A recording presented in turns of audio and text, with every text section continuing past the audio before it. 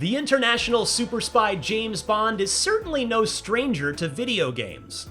However, it would be fair to say that many Bond games have often focused on more familiar shoot-'em-up action spectacle while ignoring the rest of what makes 007 so much fun.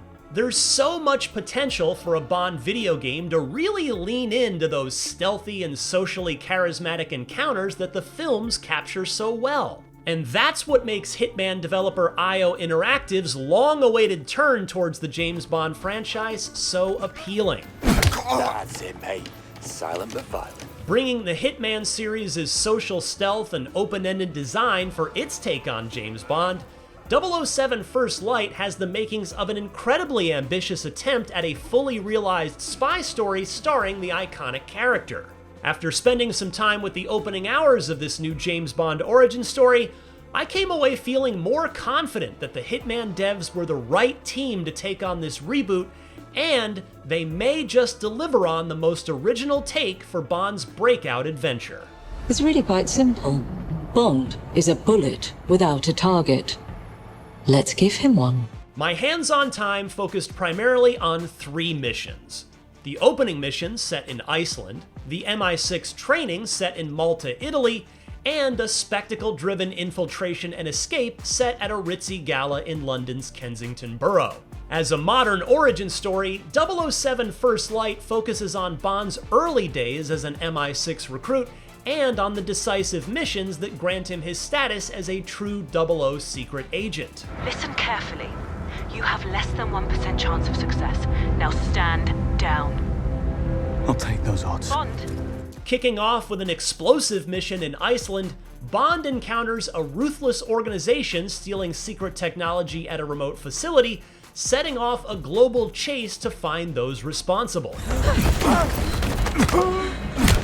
After being recruited into the agency, Bond partners up with reimagined takes on Q, Moneypenny, and other original characters who guide him and help him earn his place within MI6.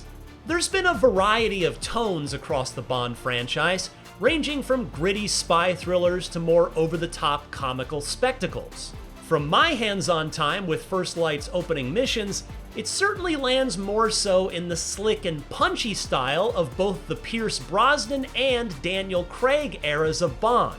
But as a game, First Light is a balance between IOI's Hitman series and its focus on choice and consequence gameplay, within a structured, spectacle-driven narrative similar to Naughty Dog's Uncharted series. Who do you work for? It's a very character-focused take on a stealth-driven action-adventure game, which packs in a lot of personality and charm, showing how Bond came into his own as a spy, even when his attempts don't go so smoothly. This aspect also comes through in Bond's approach to engagements, which really sells his status as a well-trained yet still impulsive 20-something spy who can make the most of every opportunity. The training stage in Malta, Italy served as a good primer to the flow of First Light's take on stealth action. I gave this stage 2 attempts to see how much it would change with my choices, which was a good way to comprehend how the balance between stealth and combat works. Generally, the goal is to avoid suspicion from foes, and if you fail, you'll need to contain the situation. Nice. If things escalate and suspicion reaches a boiling point, guards may become hostile and even call in reinforcements. Down here, send people. However, each scuffle with enemies is an isolated encounter, helping keep engagements from spiraling out of control for the mission. Firearms are often a last resort, and that's where melee combat fits in as the preferred choice for taking out enemies. It does well to showcase how brutal and quick Bond can be in taking down foes. However, I did feel it was a bit cumbersome to find the flow of fistfights, especially with multiple enemies coming in. First Light is a spy game through and through, and I certainly had options at my disposal. In addition to ruthless aggression with Bond's fists and firearms, he's also got a handy Q-Watch and Q-Vision gadgets. In a similar vein to Watch Dogs, you can perform quick hacks and dismantle objects in the environment to create setups or distractions. This opened up some amusing moments where I could use a broken fax machine or radio to draw a target in, then either knock them out or lock them in a room to keep them out of sight. However, it should be stated that First Light takes a more punchy, momentum-driven approach to its stealth action, as opposed to the clockwork world design and slower pace of the Hitman series. This means you likely won't stay in locations too long to examine character routines or come up with Rube Goldberg solutions, as with Agent 47. I was also let down to see that you couldn't perform some familiar stealth actions, like picking up bodies and hiding them from view. But the more I played, the more I got used to First Light's particular take on stealth action, which is really about making a beeline to your target and getting in and out as quickly as possible. The core missions I played had a fairly guided approach, yet they still offered plenty of opportunities to find my own way to clear the objectives. The mission set in the Gala event was particularly fun and intriguing, featuring a more open-ended design that showcased First Light's tone and gameplay structure to full effect. To infiltrate the upper floors to secure valuable intel about a key target, this is where the Hitman influence kicks in, and you're given a different set of ways to infiltrate the facility in ways that tap into social engineering or even some sneaky brute forcing.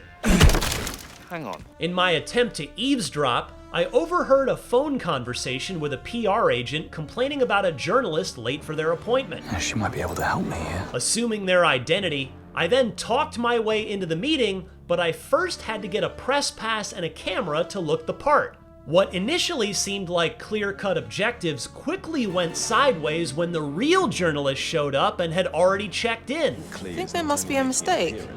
Mike's already checked in. leaving me to improvise another way up. I was able to pull that off by listening to a guard complaining about the current state of security in the building. This opened the door to using one of Bond's most impressive and valuable skills, his quick wit and charm. Oi, have you seen a woman? One of the suspects. I saw her crawl out a window and followed her this way. With the bluff skill, which requires action points to pull off, you can actually trick enemies and even disengage hostiles from your suspicious behavior.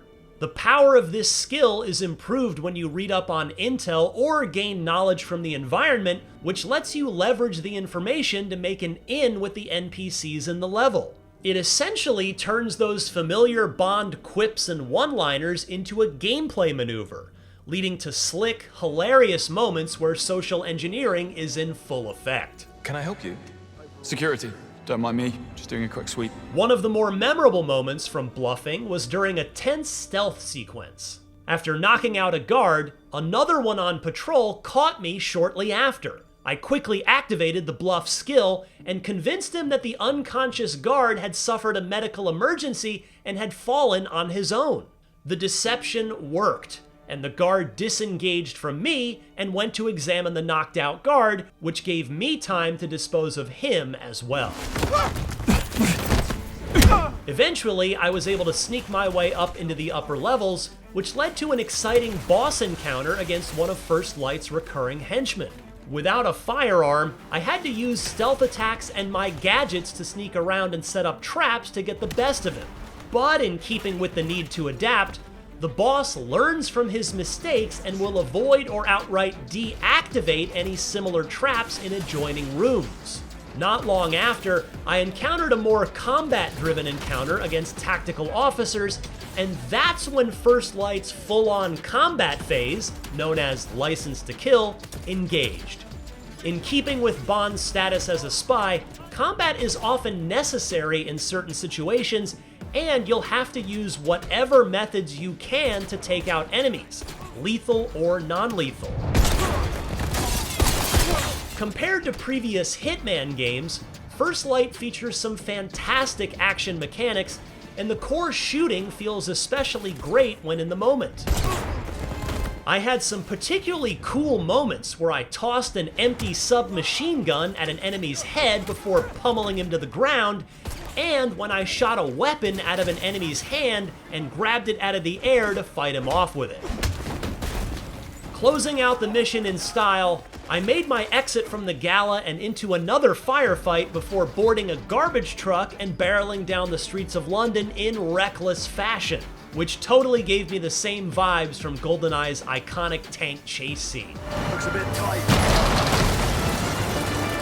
The missions I got to play were set in the main story campaign, which also offers some freedom between missions to explore. However, much like the story and characters, the goals and objectives are closely tied to the larger narrative, which, according to the developers, is why they wanted a more focused take on Bond's stealth action. However, one aspect of First Light that aims to give players more freedom is the TACSIM mode. While I wasn't able to play it during the preview, this side activity lets you engage with standalone missions and scenarios based on full missions from the game, with some twists. In a similar vein to the Hitman series, these simulations are open-ended and allow players to use whatever methods, and outfits, they want to accomplish objectives. I think this mode can potentially be a great outfit for players looking to cut loose and to try to push First Light's open-ended approach to missions, and I'm very excited to see what sort of hijinks that skilled players can get into.